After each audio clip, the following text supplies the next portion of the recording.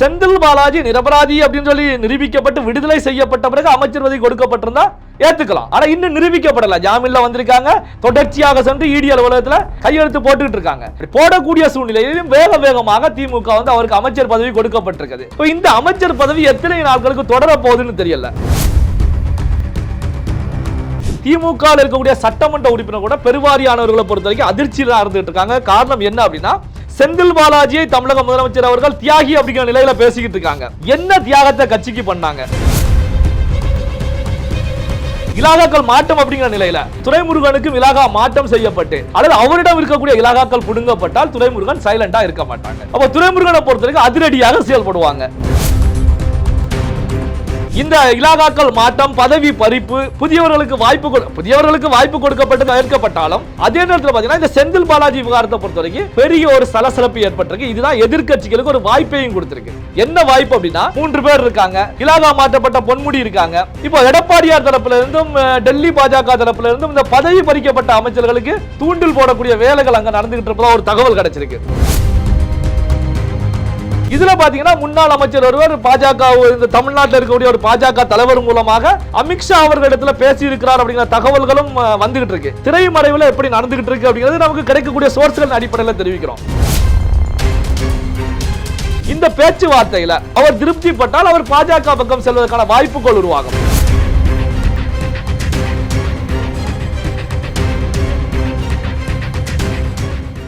Real one நேயர்களுக்கு வணக்கம். இன்றைய நேயர்களுக்காக நம்முடன் இணைகிறார் பத்திரிகையாளர் திரு நெல்லை சிவா அவர்கள்.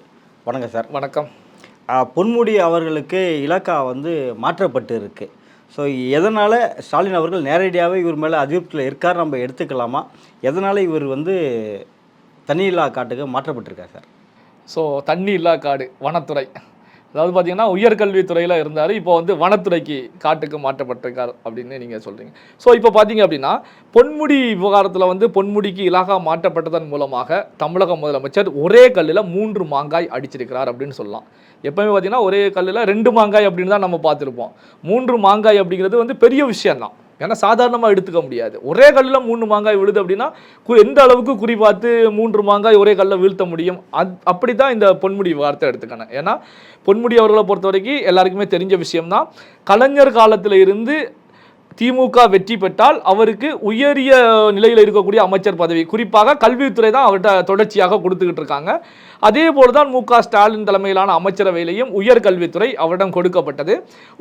உயர்கல்வித்துறையிலேருந்து இப்போ பறிக்கப்பட்டு வனத்துறைக்கு மாற்றப்பட்டிருக்காங்க. இதில் 3 விஷயம் இருந்துகிட்டு இருக்கு. ஒன்று பொன்முடி மீது தமிழக முதலமைச்சர் மு.க. ஸ்டாலின் அவர்களுக்கு பெரிய அளவில் ஒரு கோபம். அப்படியான ஒரு நிகழ்வு, ஒரு சம்பவம் நடந்திருக்கு. முதல்ல அதை பார்க்கலாம். அதாவது சமீபத்தில் விக்கிரவாண்டி இடைத்தேர்தல் போச்சு. அந்த இடைத்தேர்தலில் கேண்டிடேட் யாரை அனௌன்ஸ் பண்ணலாம் அப்படிங்கும் போது ஸ்டாலின் அவர்களை பொறுத்த வரைக்கும் அன்னியூர் சிவாவை களத்தில் இறக்கலாம் அப்படின்னு சொல்லி முடிவு பண்ணி அறிவிப்பு செய்வதற்கான நிலையில் இருக்கும்போது தான் அப்போ பார்த்தீங்கன்னா பொன்முடி அவர்களை பொறுத்த வரைக்கும் ஜெயச்சந்திரன் அப்படிங்கிற விழுப்புரம் மாவட்ட நகராட்சி தலைவரை அனௌன்ஸ் பண்ணணும் அப்படிங்கிற கருத்துக்களை முன்வைக்கிறாங்க. இந்த கருத்துக்கள் வைக்கும் போது தான் ஏற்கனவே திமுக தலைவர் முதலமைச்சர் அவர்கள் கேண்டிடேட்டை செலக்ட் பண்ணிட்டாங்க. இப்போ நீங்கள் இந்த கேண்டிடேட்டை சொல்கிறீங்க அப்படின்னா அது சரியானதாக இருக்காது அப்படின்னு கேட்கும்போது தான் அப்போ தேர்தல் வைத்து கேண்டிடேட் யார் அப்படிங்கிறத தேர்வு செய்ய வேண்டிய நிலை தான் இருக்குது அப்படின்னு சொல்லி பொன்முடி தெரிவிக்கிறாங்க.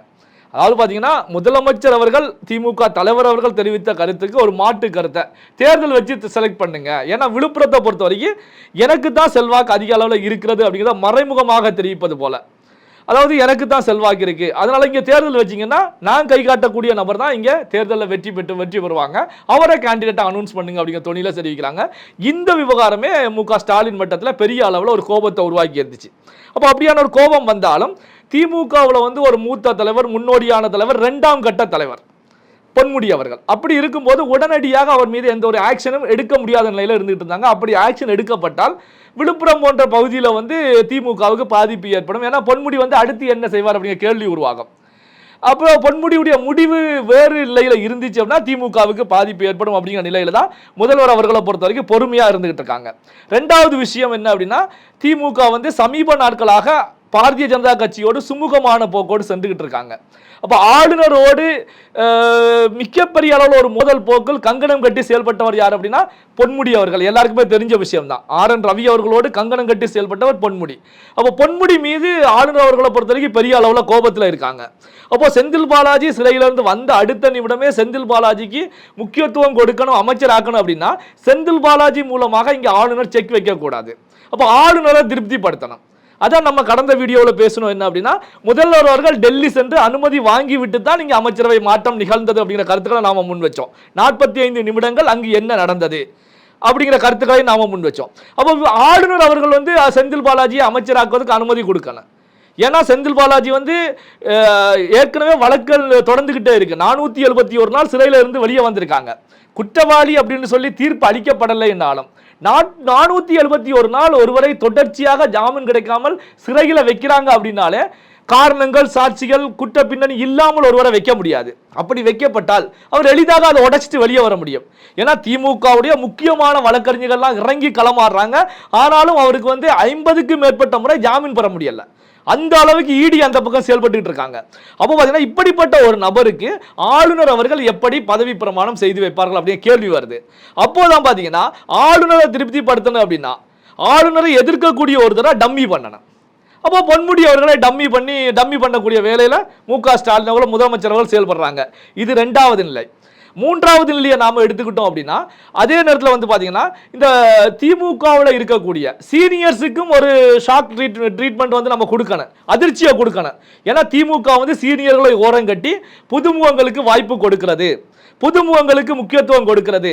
எந்த ஒரு மூத்த தலைவராக இருந்தாலும் 2ஆம் கட்ட தலைவராக இருந்தாலும் கட்சி என்று வரும்போது, ஆட்சி அப்படின்னு வரும்போது அவர்களை பொறுத்த வரைக்கும் மூத்த அமைச்சர்களாக இருந்தாலும் புதியவர்களுக்கு வாய்ப்பு கொடுக்கக்கூடிய நிலையில தான் முதலமைச்சர்கள் செயல்பட்டுக்கிட்டு இருக்காங்க. புதுமுகங்களை உள்ள கொண்டு வர்றாங்க, இலாக்காக்கள் மாற்றப்படுது. அப்போ சீனியர் யாருக்கும் இங்க முக்கியத்துவம் கிடையாது, சீனியாரிட்டிக்கு இங்க முக்கியத்துவம் கிடையாது. என்ன காரணம் அப்படின்னா இந்த சீனியாரிட்டி விவகாரம் கடந்த ஒரு சில வருடங்களாகவே திமுக ஓடிக்கிட்டு இருக்கு. உதயநிதி ஸ்டாலின் அவர்கள் மேடையிலேயே வெளிப்படையாக பேசுறாங்க.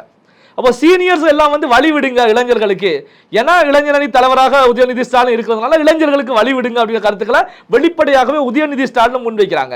அப்போ பார்த்தீங்கன்னா அந்த மூத்த அமைச்சர்களுக்கு வயசான நிலையிலையும் பதவி சுகம் வேண்டும் அப்படிங்கிற நிலையில இருக்கக்கூடிய அமைச்சர்களுக்கு ஒரு அதிர்ச்சி வைத்தியம் கொடுக்கணும். அப்போ பார்த்தீங்கன்னா இந்த 3 நிலைகள்ல தான் பொன்முடி அவர்கள் தூக்கி அடிக்கப்பட்ட நிகழ்வு அங்க நடந்திருக்கு. அதான் முதல்வர் அவர்கள் ஒரே கல்ல 3 மாங்க அடிச்சிட்டாங்க. அதாவது விக்கிரவாண்டியில ஏற்பட்ட கோபத்துக்கு பழி தீர்க்கப்பட்டிருக்கிறது. 2வது ஆளுநர் அவர்களையும் திருப்திப்படுத்தப்பட்டிருக்கிறது. 3வது சீனியர்களுக்கும் ஒரு குட்டு வைக்கப்பட்டிருக்கிறது. அப்போ ஒரே கல்ல 3 மாங்காய் அடிச்சிருக்காங்க. இந்த 3 மாங்காய்க்கு பலியானவர் யார் அப்படின்னா பொன்முடி அவர்கள்.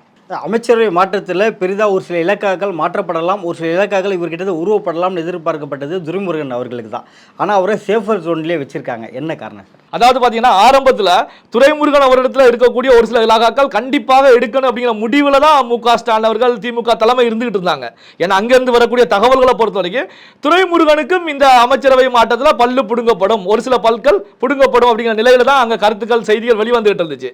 ஆனால் பார்த்தீங்கன்னா கடைசி நேரத்தில் முதலமைச்சர் அவர்களாலேயே அது போன்ற செயல்பாடுல ஈடுபட முடியாத ஒரு சூழ்நிலை ஏற்பட்டுச்சு. என்ன காரணம் அப்படின்னா துரைமுருகன் அவர்களுடைய அதிரடியான செயல்பாடு தான். நமக்கே தெரியும், கலைஞர் எனும் தாய் அப்படிங்கிற புத்தக வெளியீட்டு விழாவை அமைச்சர் ஏவா வேலு அவர்கள் ஏற்பாடு பண்றாங்க. இதுல வந்து திமுக தரப்புல இருந்து கொடுக்கப்பட்ட ஒரு ரிப்போர்ட்டின் அடிப்படையில் சூப்பர் ஸ்டார் ரஜினிகாந்த் அவர்கள் மேடையில் வந்து முழங்குறாங்க. அவரை கூப்பிட்டது புத்தக வெளியீட்டு விழாவுக்கு கூப்பிட்டது. அப்ப கலைஞரை பத்தி 4 வார்த்தை பெருமையாக பேசிட்டு அவர் நகர்ந்து செல்லலாம். கலைஞரை மட்டும் பேசாமல் திமுக கட்சியில இருக்கக்கூடிய உள் விவகாரத்தையும் எடுத்து ரஜினிகாந்த் பேசுறாங்க. ரஜினிகாந்த் அவர்களை பொறுத்த வரைக்கும் சொந்த கட்சி ஆரம்பிக்க முடியாமல் 30 ஆண்டு காலம் மக்களை ஏமாற்றி, ரசிகர்களை ஏமாற்றி, தொண்டர்களை ஏமாற்றி, இறுதியில பின்னங்கள் பிடரியில் அடிக்க நம்ம ஓடியாச்சு அரசியலை விட்டு. அப்படி ஓடிய ரஜினிகாந்த் அவர்கள் திமுக அப்படிங்கிற மிகப்பெரிய ஒரு சக்தி தமிழகத்துல நீண்ட நெடிய காலம் ஆட்சி அரியணையில் இருக்கக்கூடிய ஒரு கட்சியில உள் விவகாரத்துல மூக்க நுழைச்சு சீனியர்கள்லாம் வழிவிடணும், வயசான காலத்துல எல்லாம் நீங்க உட்கார்ந்துக்கிட்டு இளைஞர்களுக்கு எதுக்கு தடையா இருக்கிறீங்க, வயசானவர்கள்லாம் வழிவிடணும் அப்படின்னு சொல்லி ஒரு கருத்துக்களை முன்வைக்கிறாங்க. திமுகவில் வந்து பார்த்தீங்கன்னா பல பேர் வயதான நிலையிலையும், அதாவது பார்த்தீங்கன்னா ஒரு சொல்லணும் அப்படின்னா பல்லு விழுந்த நிலையிலையும், பல்செட் வைத்து கொண்டும், அதனால முடி கொட்டிய நிலையிலையும், விக்கு வச்சு கொண்டும் நிறைய பேர் அங்கே திமுக தொடர்ந்துக்கிட்டு தான் இருக்காங்க வயசான நிலையில். அவர்கள் செயல்பட முடியாத ஒரு சூழல் இருந்தாலும் ஆனால் பதவிகளை விட்டு கொடுக்க தயாராக இல்லை. அப்படியான ஒரு சூழ்நிலையில இருந்துட்டு இருக்காங்க. இருந்தாலும் இந்த அமைச்சர்கள் அதுல இரண்டாம் கட்ட தலைவர்கள் யாருமே ரஜினிகாந்துக்கு பதிலடி கொடுக்கல. எல்லாருமே கமுக்கமா சென்றுகிட்டு இருக்காங்க. ஆனால் ரஜினிகாந்த் அவர்கள் இது போன்ற ஒரு கருத்துக்களை முன் வச்ச உடனே முதல் ஆளாக ஓடி வந்து ரஜினிகாந்துக்கு செருப்படி கொடுத்தவர் துரைமுருகன் அவர்கள் தான் செருப்படி கொடுக்குறாங்க. என்ன அப்படின்னா, இந்த விஷயத்தை பேசின உடனே துரைமுருகன் அவர்கள் பதிலடி கொடுக்குறாங்க. பல்லே போயிருச்சு, தலையிலேயே சொட்ட விழுந்துருச்சு, நீங்க இன்னும் எதுக்கியா படத்தை நடிச்சுட்டு இருக்கீங்க? படத்தை விட்டுட்டு இளம் தலைமுறை நடிகர்களுக்கு வாய்ப்பை கொடுத்துட்டு போக வேண்டியதானே? வயசான காலத்துல உனக்கு படம் தேவையா? இன்னும் வந்து ஒரு 25-30 வயசு பையன் நடிச்சுக்கிட்டு இருக்கியா அப்படின்னு சொல்லி மிகப்பெரிய ஒரு செருப்படியா துரைமுருகன் கொடுக்குறாங்க. துரைமுருகன் வந்து இந்த அடியை கொடுத்த உடனே ரஜினி துரைமுருகன் காலில் விழுந்து சரண்டர் ஆகிறாரு. துரைமுருகனுக்கு எனக்கு நீண்ட கால நட்பு இருக்கிறது, எங்களுடைய நட்பு தொடர்ந்துகிட்டே இருக்கும், நான் அந்த அர்த்தத்தில் சொல்லலை அப்படின்னு சொல்லி ரஜினிகாந்த் அவர்கள் காலில் விழுறாங்க. இந்த சம்பவம் தான் முதலமைச்சர் மு.க.ஸ்டாலின் அவர்களை சிந்திக்க வைக்குது. அதாவது முதியவர்கள் சீனியர்கள் வழிவிடணும் அப்படின்னு சொல்லி சொன்னதுக்கே, ரஜினிகாந்த் சொன்னதுக்கே துரைமுருகன் இந்த சவுக்கடி கொடுத்திருக்காங்க ரஜினிகாந்த் அவர்களுக்கு. அப்படி கொடுக்கும் போது இலாகாக்கள் மாற்றம் அப்படிங்கிற நிலையில துரைமுருகனுக்கும் இலாகா மாற்றம் செய்யப்பட்டு அல்லது அவரிடம் இருக்கக்கூடிய இலாகாக்கள் புடுங்கப்பட்டால் துரைமுருகன் சைலண்டா இருக்க மாட்டாங்க. அப்போ துரைமுருகனை பொறுத்தவரைக்கும் அதிரடியாக செயல்படுவாங்க. நாம ஏற்கனவே சொன்னது போல துரைமுருகன் அவருடைய கடந்த கால வரலாறு தெரியும். ஸ்டாலின் அவர்களை முன்னிலைப்படுத்தும் போதே அதுக்கு எதிர்ப்பு தெரிவித்து வெளியேறி வீர வன்னியர் முன்னேற்ற கழகத்தை ஜெகத் லட்சணோடு சேர்ந்து தூசி தட்டி எடுத்தவர் தான் துரைமுருகன். அப்போ கலைஞரிடத்திலேயே மிகப்பெரிய அளவில் அரசியல் செய்தவர் துரைமுருகன். அப்போ முதல்வர் மு.க.ஸ்டாலின் அவர்களுக்கு இந்த நிகழ்வெல்லாம் தெரியும். அப்போ துரைமுருகன் இடத்துல இருக்கக்கூடிய இலாகாக்களை எடுக்கவும் முடியாது, இலாகா மாற்றம் செய்யவும் முடியாது. இதற்கு உதாரணமாக இந்த சீனியர் பற்றி பேசியதுக்கு ரஜினிக்கே இந்த பதிலடி கொடுத்திருக்காங்க அப்படின்னா இப்போ இது சாத்தியம் இல்லை. துரைமுருகன் அவர்களிடத்தில் இருக்கக்கூடிய இலாகா அப்படி இருக்கட்டும் அப்படிங்கிற நிலையில தான் துரைமுருகன் அவர்களிடத்திலிருந்து இலாகாக்கள் பிடுங்கப்படவும் இல்லை, இலாகா மாற்றம் செய்யப்படவும் இல்லை. அவருக்கு என்ன அதிகாரம் இருந்ததோ அந்த அதிகாரத்தின் அடிப்படையிலேயே இப்போதும் தொடர்ந்துகிட்டு இருக்காங்க. சிறையிலேருந்து வந்த உடனே பார்த்தீங்கன்னா செந்தில் பாலாஜிக்கு அமைச்சரவையில் இடம் கொடுக்குறாங்க. அவருக்கு எதிர்பார்த்த முறை மின்சாரத்துறை, மதிவிலக்கு, ஆயத்திரவை அவருக்கு எதிர்ப்பு 3த்தையும் அவருக்கு கொடுக்கப்பட்டிருக்கு. இது வந்து கட்சிக்குள்ளேயே எந்த மாதிரி நிலைப்பாடை எல்லாருக்கும் தோணுது சார்? அதாவது பார்த்தீங்கன்னா ஏற்கனவே பேசியது போல தான், கட்சிக்குள்ள பார்த்தீங்கன்னா பொன்முடி டம்மியாக்கப்பட்டு வனத்துறை கொடுக்கப்பட்டிருக்கு. ஆனால் சிறைவாசம் முடிந்து 471 நாட்கள் சிறையிலிருந்து வந்த உடனடியாக வந்து அவருடைய வேகம் குறைவதற்கு முன்னாடியே அவருக்கு மீண்டும் மதுவிலக்குத்துறை ஆயத்தீர்வை அமைச்சராக கொடுக்கப்பட்டிருக்கு. அப்போ செந்தில் பாலாஜி மீது பதவி பறிக்கப்பட்ட அமைச்சர்கள், இலாகாக்கள் மாற்றப்பட்ட அமைச்சர்கள், இங்க தங்க தென்னரசுக்கு இலாகா மாற்றப்பட்டிருக்கு. பார்த்தீங்கன்னா இந்த இலாகா மாற்றப்பட்ட அமைச்சர்கள் இவங்க மட்டும் கிடையாது, திமுக இருக்கக்கூடிய சட்டமன்ற உறுப்பினர் கூட பெருவாரியானவர்களை பொறுத்த வரைக்கும் அதிர்ச்சியில் இருந்துட்டு இருக்காங்க. காரணம் என்ன அப்படின்னா, செந்தில் பாலாஜியை தமிழக முதலமைச்சர் அவர்கள் தியாகி அப்படிங்கிற நிலையில பேசிக்கிட்டு இருக்காங்க. என்ன தியாகத்தை கட்சிக்கு பண்ணாங்க? அதாவது திமுக அடிமட்ட தொண்டனாக இணைந்து திமுகவுக்கு உழைச்சி அல்லது சிறை சென்றாரா? எதுவுமே கிடையாது. 2018ஆம் ஆண்டு முன்னாள் அமைச்சராக அதிமுகவிலிருந்து வெளியேறி பல்வேறு கட்சிகளை தாண்டி திமுக 2018 இணைகிறாங்க. இணைந்த உடனே அவருக்கு அமைச்சர் பதவி கொடுக்கப்படுகிறது. ஊழல் கேஸ்ல சட்டவிரோத பணப்பரிமாற்றம், இந்த வேலை வாங்கி தருவதாக ஊழல் அப்படிங்கிற நிலையில சிறை சென்று 471 நாள் சிறையில் இருந்துட்டு வர்றாங்க. திமுக மீது பல்வேறு விமர்சனங்களை எதிர்க்கட்சிகள் வைப்பதற்கு முழுமுதல் காரணமாக செந்தில் பாலாஜி தொடர்ச்சியாக இருந்துட்டு இருக்காங்க. இப்படிப்பட்ட செந்தில் பாலாஜி வெளியேறி ஜாமீன்ல வெளியே வந்த உடனே அவருக்கு அமைச்சர் பதவி கொடுக்கப்படுது. அப்போ காலங்காலமாக திமுக உழைச்ச நமக்கு எந்த ஒரு பதவியும் கொடுக்கப்படலை. அப்படி கலைஞர் காலத்திலிருந்து 2ஆம் கட்ட தலைவராக இருந்த எனக்கு டம்மியான ஒரு அமைச்சர் பதவி கொடுக்கப்படுது. அப்போ பார்த்தீங்கன்னா இந்த பொன்முடி பதவி நீக்கப்பட்ட செஞ்சி மஸ்தான், ராமச்சந்திரன், மனோ தங்கராஜ் போன்றவர்கள், ஏன்னா மனோ தங்கராஜ் விஷயத்தை பார்த்தீங்கன்னா அவர் வந்து பதவி நீக்கப்பட்ட உடனே சோசியல் மீடியாவில் எக்ஸ் வலைப்பக்கத்தில் ஒரு கருத்துக்களை போடுறாங்க. நான் வந்து பால்வளத்துறை அமைச்சராக பதவி ஏற்றதிலிருந்து இந்த நிமிடம் வரைக்கும் செய்த பணிகள் என்ன, எந்த அளவுக்கு துறை வளர்ச்சி கண்டிருக்கிறது, அதே நேரத்தில் தன்னுடைய தொகுதியில மதவாத சக்திகளுக்கு எதிராக செயல்பட்டு திமுகவை கட்டுக்கோப்பாக நான் வச்சுக்கிட்டே இருக்கேன் அப்படின்னா கருத்துக்களை டீட்டெயிலா போடுறாங்க. அப்போ அந்த கருத்துக்களை பதவி பறிக்கப்பட்ட உடனே மனோ தங்கராஜ் அவர்கள் போடுகிறார் அப்படின்னா, அமைச்சராக இருந்து நான் சிறப்பாக செயல்பட்டேன், கட்சியில இருந்த அடிப்படையிலையும் சிறப்பாக தொகுதியில செயல்பட்டிருக்கேன், என்ன காரணத்துக்காக என்ன பதவி பறிக்கணும் அப்படிங்கிற நிலையில ஒரு இன்டைரக்டான நிலையில அவருடைய கருத்துக்களை முன்வைக்கிறாங்க. ஏன்னா நேரடியாக அங்க தெரிவிக்க முடியாது, சிறப்பா செயல்பட்ட எனக்கு எதுக்கு தண்டனை கொடுக்குறீங்க அப்படிங்கிற நிலையில மனோ தங்கராஜ் முன்வைக்கிறாங்க. அப்போ பாத்தீங்கன்னா இந்த இலாகாக்கள் மாற்றம், பதவி பறிப்பு, புதியவர்களுக்கு வாய்ப்பு கொடுக்கப்பட்டது ஏற்கப்பட்டாலும் அதே நேரத்தில் பார்த்தீங்கன்னா இந்த செந்தில் பாலாஜி விவகாரத்தை பொறுத்த வரைக்கும் பெரிய ஒரு சலசலப்பு ஏற்பட்டிருக்கு. இதுதான் எதிர்க்கட்சிகளுக்கு ஒரு வாய்ப்பையும் கொடுத்திருக்கு. என்ன வாய்ப்பு அப்படின்னா, இப்போ பதவி பறிக்கப்பட்ட 3 அமைச்சர்கள், அதாவது இப்போ வந்து முன்னாள் அமைச்சர்கள் 3 பேர் இருக்காங்க, இலாகா மாற்றப்பட்ட பொன்முடி இருக்காங்க. இப்போ எடப்பாடியார் தரப்புல இருந்தும் டெல்லி பாஜக தரப்புல இருந்தும் இந்த பதவி பறிக்கப்பட்ட அமைச்சர்களுக்கு தூண்டில் போடக்கூடிய வேலைகள் அங்கே நடந்துகிட்டு இருப்பதா ஒரு தகவல் கிடைச்சிருக்கு. அதாவது பார்த்தீங்கன்னா திமுகவில் உங்களுக்கு எந்த வாய்ப்புகளும் கிடைக்காது. இனி 2026 சட்டமன்ற தேர்தலில் உங்களுக்கு சீட் கிடைக்குமா அப்படின்னா கேள்விக்குறி. காரணம் என்ன அப்படின்னா, முதல்வர் அவர்களுடைய கோபத்துக்கு ஆளாகிட்டீங்க, உங்களுடைய கடந்த கால செயல்பாடுகள் அவருக்கு திருப்தியா இல்ல, இந்த அடிப்படையில் தான் பதவி பறிக்கப்பட்டிருக்கு. 2026 சட்டமன்ற தேர்தலில் உங்களுக்கு சீட் கிடைக்காது, சீட் கொடுப்பதற்கான வாய்ப்புகள் கிடையாது. அதனால நீங்க வந்து எங்க பக்கம் வந்துருங்க அப்படின்னு சொல்லி தூண்டில் போடக்கூடிய வேலைகள் பாஜக தரப்புல இருந்து நடந்துகிட்டு இருக்கு, அதிமுக தரப்புல இருந்து நடந்துகிட்டு இருக்கு. இதுல பாத்தீங்கன்னா முன்னாள் அமைச்சர் ஒருவர் பாஜக, இந்த தமிழ்நாட்டில் இருக்கக்கூடிய ஒரு பாஜக தலைவர் மூலமாக அமித்ஷா அவர்களிடத்துல பேசி இருக்கிறார் அப்படிங்கிற தகவல்களும் வந்துகிட்டு இருக்கு. இது எந்த அளவுக்கு உண்மைன்னு தெரியல. ஏன்னா வந்து பாத்தீங்கன்னா ஒரு சம்பவம் திரைமறைவில் எப்படி நடந்துகிட்டு இருக்கு அப்படிங்கிறது நமக்கு கிடைக்கக்கூடிய சோர்ஸ்கள் அடிப்படையில் தெரிவிக்கிறோம். அதே நேரத்தில் இது எந்த அளவுக்கு உண்மையாக இருக்கிறது அப்படிங்கிறத நம்ம அறுதிட்டு சொல்ல முடியாது. இப்போ பார்த்தீங்கன்னா ஞாயிற்றுக்கிழமை 3:30 மணிக்கு உதயநிதி ஸ்டாலின் அவர்கள் பதவி ஏற்பாரு அக்யூரேட்டா டைமோட சொல்றோம் அப்படின்னா நமக்கு கிடைச்ச தகவல்கள் அடிப்படையில் அது உண்மையாகிறது. அப்போ அதே போலதான் இங்க முன்னாள் அமைச்சர், திமுக சேர்ந்த முன்னாள் அமைச்சர் ஒரு டெல்லி பாஜகவிடம் தமிழக பாஜக முக்கியமான தலைவர் மூலமாக பேசிக்கிட்டு இருக்காங்க, பேச்சுவார்த்தை நடந்துகிட்டு இருக்கு. இந்த பேச்சுவார்த்தையில அவர் திருப்திப்பட்டால் அவர் பாஜக பக்கம் செல்வதற்கான வாய்ப்புகள் உருவாகும். ஸோ பார்த்தீங்கன்னா இந்த பதவி நீக்கத்தை பொறுத்த வரைக்கும் திமுகவுக்கு வந்து பார்த்தீங்கன்னா மிகப்பெரிய ஒரு பாதிப்புகளை ஏற்படுறதுக்கான சூழல் உருவாகிறது. செந்தில் பாலாஜிக்கு அதே அமைச்சர் பதவி கொடுக்கப்பட்டதன் மூலம் ஒரு பாதிப்புகளை உருவாக்கான சூழல் உருவாகிறது. இதை தாண்டி பார்த்தீங்கன்னா செந்தில் பாலாஜிக்கு அமைச்சர் பதவி கொடுக்கப்பட்டு 24 மணி நேரம் கூட ஆகல, உச்ச நீதிமன்றம் இப்போ ஒரு செக்கை வச்சிருக்காங்க. என்ன அப்படின்னா, தமிழ்நாட்டு அரசாங்கத்தில் வந்து ஒரு டேட்டா கொடுக்க சொல்லி கேட்டிருக்காங்க. என்ன அப்படின்னா, தமிழ்நாட்டில் அமைச்சரவையில் இருக்கக்கூடிய ஜாமீன்ல இருந்து வெளியே வந்திருக்கக்கூடிய, அதாவது வழக்குகள் நிலுவையில் இருக்கக்கூடிய அமைச்சர்கள் எல்லாம் யார் யார் அப்படின்னு சொல்லி எங்களுக்கு பிரீஃபா வந்து ஒரு ரிப்போர்ட் கொடுங்க அப்படின்னு சொல்லி கேட்டிருக்காங்க.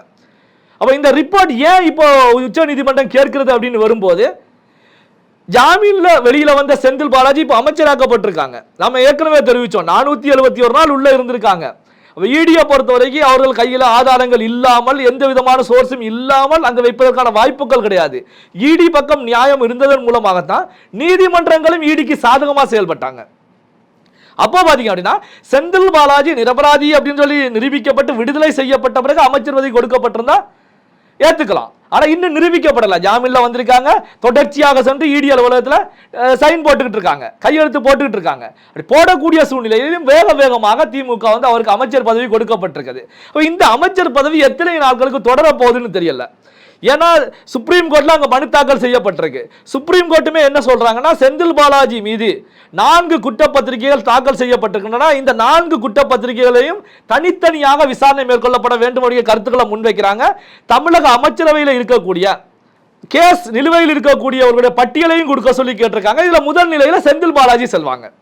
அப்போ செந்தில் பாலாஜியை முதலமைச்சர் அவர்கள் தியாகி அப்படின்னு சொல்லி தெரிவிக்கிறாங்க அப்படின்னா, இது ஆராசா போன்றவர்களுக்கு பெரிய கொந்தளிப்பை உருவாக்கும். ஏன்னா செந்தில் பாலாஜியோட 3 நாட்கள் தான் கம்மி, 468 நாள் நான் உள்ள இருந்து வெளியே வந்தேன். கலைஞர் காலத்தில் தியாகி அப்படிங்கிற வார்த்தைகள் பயன்படுத்தப்படல, ஸ்டாலின் அவர்களும் தியாகி அப்படிங்கிற பயன்படுத்தப்படல. அப்ப தியாகி அப்படிங்கிற வார்த்தையை செந்தில் பாலாஜிக்காக தான் பயன்படுத்துறாங்க. அப்ப செந்தில் பாலாஜி நம்முடைய கட்சியில நீண்ட காலம் உழைச்சவரும் கிடையாது, மாற்று கட்சியில இருந்து வந்தவர். அதே நேரத்தில் இவருக்கு வந்து திமுக என்ன காரணத்துக்காக முக்கியத்துவம் கொடுக்கணும் அப்படிங்கிற சலசலப்புகள் வந்து கட்சி மட்டத்தில் பெரிய அளவில் அடிச்சுக்கிட்டு இருக்கு. இது வந்து 2026 தேர்தல் நெருங்கிக்கிட்டு இருக்கக்கூடிய சூழ்நிலையில இந்த செந்தில் பாலாஜிக்கு அமைச்சர் பதவி கொடுத்தது ஒரு பத்திரிகையாளராக பார்க்கும்போது இது பெரிய அளவு பாதிப்புகளை 2026 சட்டமன்ற தேர்தலில் திமுகவிற்கு ஏற்படுத்துவதற்கான வாய்ப்புகள் உருவாகும். இது எதிர்க்கட்சிகளுக்கு ஒரு சாதகமான சூழலை உருவாக்கும் அப்படிங்கிறது என்னுடைய பார்வையாக இருக்கிறது. அதே நேரத்தில் பார்த்தீங்கன்னா, மேற்படிப்புக்காக வெளிநாடு சென்றக்கூடிய அண்ணாமலை அவர்களும் இந்த விஷயத்தை வந்து அதிரடியாக உதயநிதி ஸ்டாலினை தாக்கி இருக்காங்க. என்ன அப்படின்னா, உதயநிதி ஸ்டாலினுக்கு துணை முதலமைச்சர் பதவி கொடுக்கப்பட்ட உடனே அண்ணாமலை அவர்களை பொறுத்த வரைக்கும் திமுகவில் அதிகார பலத்தில் இருக்கக்கூடிய, அதாவது கோபாலபுரத்தை சார்ந்தவர்கள் தகுதி இல்லாதவர்களாக இருந்தாலும் அவர்களுக்கு மட்டும்தான் சூரியன் உதிக்கும், மற்றவர்களுக்கு எல்லாமே வந்து பாத்தீங்கன்னா சூரிய கிரகணம் தான் ஏற்பட்டிருக்கும். அதே நேரத்தில் விடியல் அப்படிங்கிறத இப்போ தமிழக மக்கள் தெளிவாகவே உணர்ந்துக்கலாம். யாருக்கு விடியல் அப்படிங்கிறது கோபாலபுரத்துக்காரங்களுக்கு தான் விடியல் ஏற்பட்டுக்கிட்டு இருக்கதே தவிர திமுகவுக்காக உழைத்தவர்களுக்கு கூட விடியல் ஏற்படலை அப்படி சொல்லி அண்ணாமலை அடிச்சிருக்காங்க. உதயநிதி ஸ்டாலினை நேரடியாகவே சீண்டி இருக்காங்க அண்ணாமலை.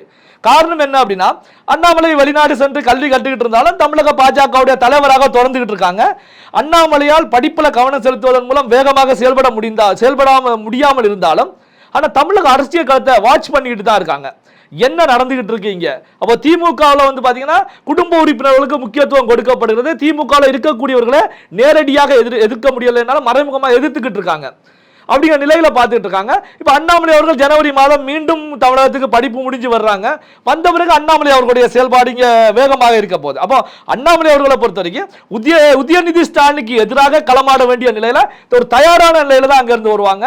வந்து பார்த்தீங்கன்னா இங்கே மிகப்பெரிய அளவில் ஒரு அரசியல் களம் 2026ஆம் ஆண்டுக்கான அரசியல் களம் மிகப்பெரிய அளவில் சூடு பிடிக்கும். நடப்பு அரசியல் குறித்து பல்வேறு கருத்துக்களை மிக்க நன்றி சார். நன்றி.